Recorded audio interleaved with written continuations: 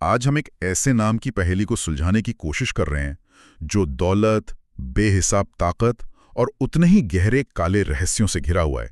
Jeffrey Epstein. बिल्कुल। और आज हमारी पड़ताल का मकसद सिर्फ ये जानना नहीं है कि वो कौन था, बल्कि ये हमारे पास जो भी स्रोत हैं, जैसे अमेरिकी न्याय विभाग की फाइलें, न्यूयॉर्क टाइम्स की रिपोर्ट्स, हाँ, उनके आधार पर ये समझना है कि कोई व्यक्ति इतना शक्तिशाली कैसे बन सकता है कि वो कानून और समाज दोनों को धत्ता बता दे। तो चलिए इस पहेली के टुकड़ों को जोड़ना शुरू करते हैं।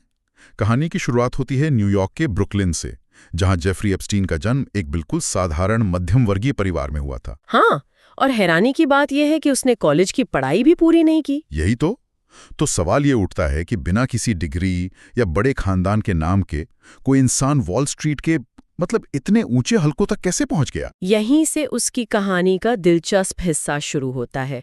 उसकी पहली सीढ़ी थी डॉल्टन स्कूल, जो न्यूयॉर्क के सबसे प्रतिष्ठित स्कूलों में से एक है, जहां वो मैथ्स और फिजिक्स पढ़ाता था। एक मिनट, बिना डिग्री के डॉल्टन स्कूल में? हाँ, यही तो सोचने वाली बात है। और यहीं पर उसने अमीर और ताकतवर परिवारों के बच्चों से अपने पहले संपर्क बनाए।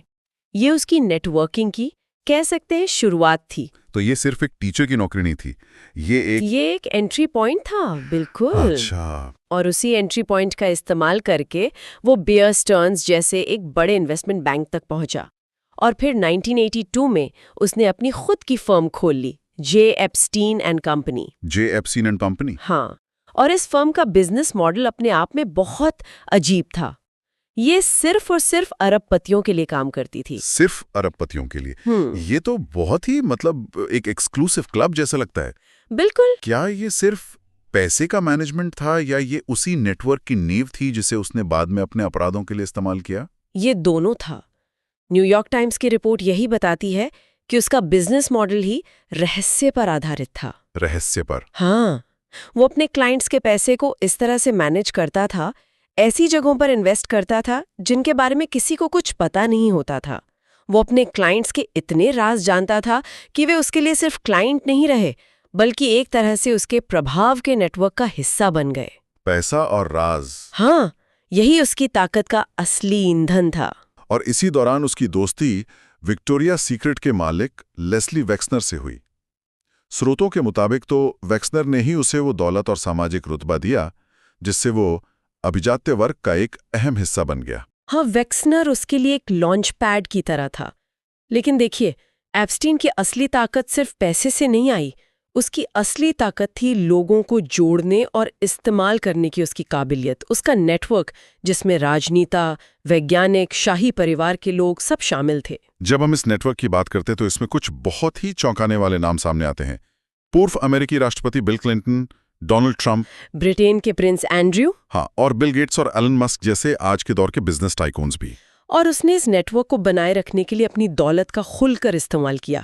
उसका प्राइवेट जेट, जिसे बाद में कुछ लोगों ने लोलिता एक्सप्रेस का नाम दिया, और कैरेबियन में उसका निजी द्वीप लिटिल सेंट जेम्स, ये सब इन मुलाकातों के अड्डे थे। लेकिन एक मिनट, सिर्फ अमीर लोगों को पार्टियों में बुलाने से कोई इतना शक्तिशाली नहीं बन जाता कि सिस्टम उसके सामने झुक जाए। असल में उसे ये सुरक्षा कवच मिला कहां से? सिर्फ लोगों को जानने से तो आपको कानूनी कार्रवाई से छूट नहीं मिल जाती है ना? नहीं मिलती। और यहीं पर उसकी रणनीति का सबसे चालाक हिस्सा सामने आता है। अगर हम इसे बड़ी तस्वीर से जोड़कर देखें तो उसने परोपकार यानी फिलांथ्रपी को एक ढाल की तरह इस्तेमाल किया। ढाल की तरह? हाँ, उसने हार्वर्ड और MIT जैसे दुनिया के सबसे सम्मानित संस्थानों को करोड़ों डॉलर का दान दिया। अच्छा, तो ये एक तरह से अपनी छवि को साफ करने का तरीका था। ये उससे भी कहीं ज्यादा था। ये सिर्फ छवि बनाने की बात नहीं थी।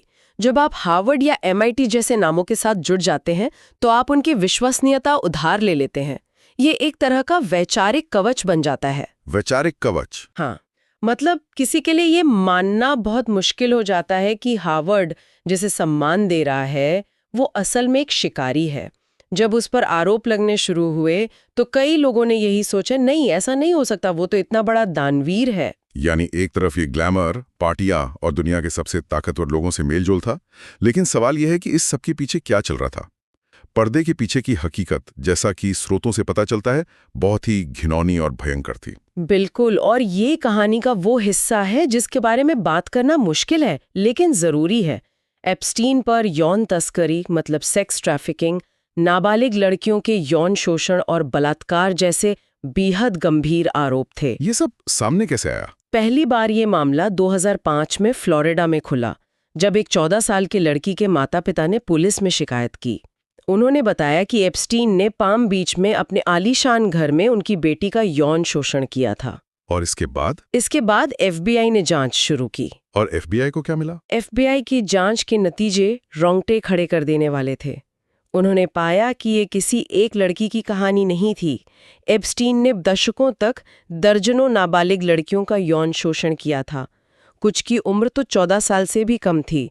वो एक पूरा नेटवर्क चला रहा था। ये सुनना भी मुश्किल है। जब आप इन डिटेल्स को पढ़ते हैं तो ये समझना नामुमकिन लगता है कि इतने सबूतों के बावजूद वो बच कैसे गया।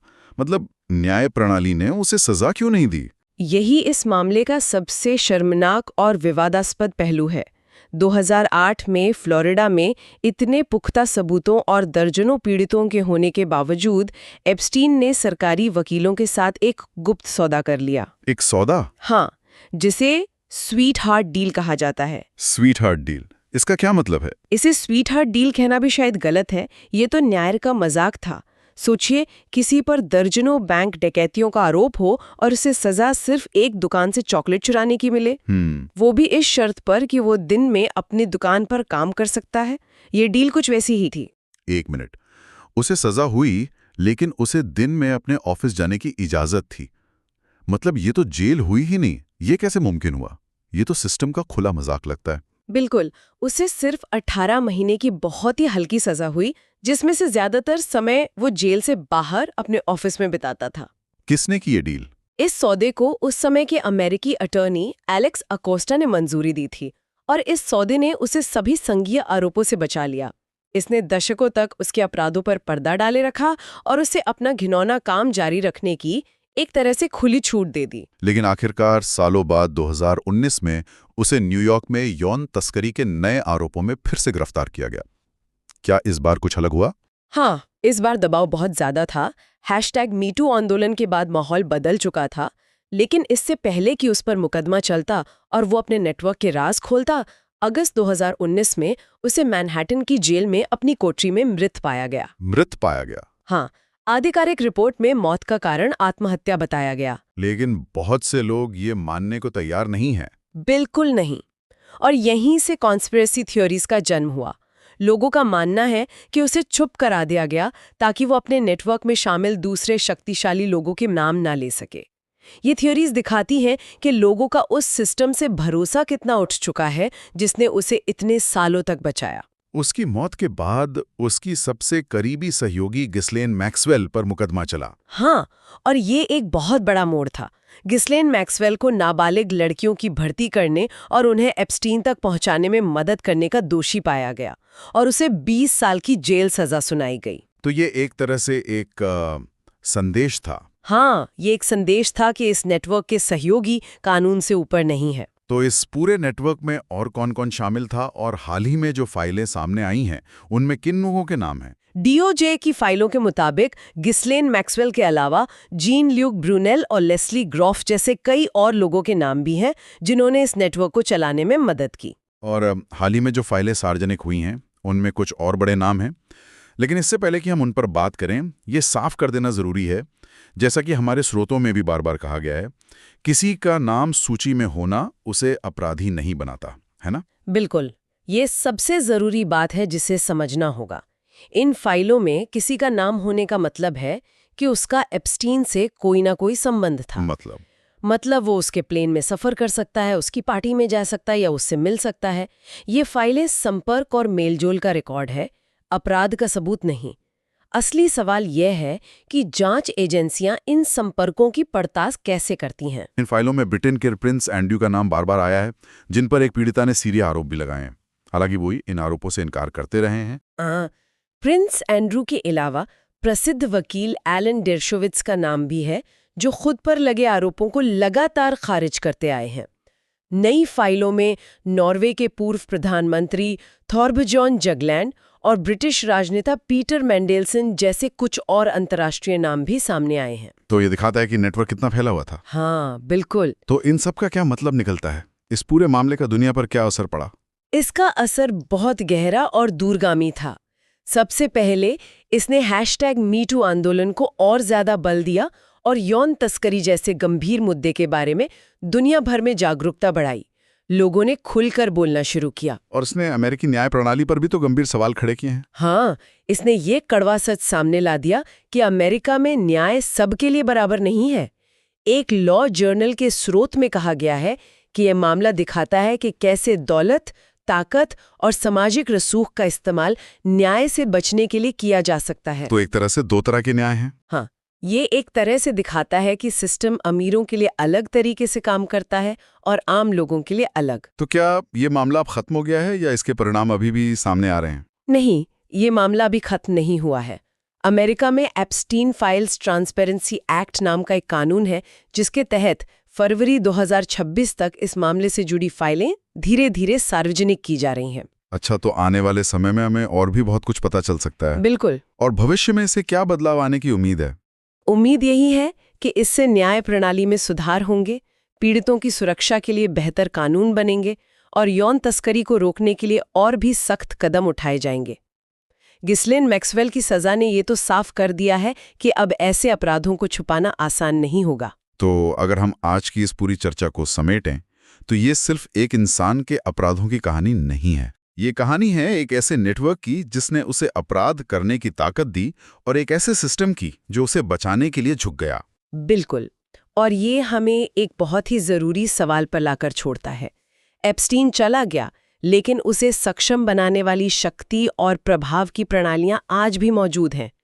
इन फाइलों का जारी होना सिर्फ एक आदमी के अपराधों के बारे में नहीं है, बल्कि ये इस बारे में है कि जब अपार धन और प्रभाव बिना किसी जवाबदेही के कुछ हाथों में केंद्रित हो जाता है तो क्या होता है। तो सोचने वाली बात यह है कि एप्स्टीन तो चला गया, लेकिन जिस सिस्टम ने उसे बनाया वो तो आज भी है।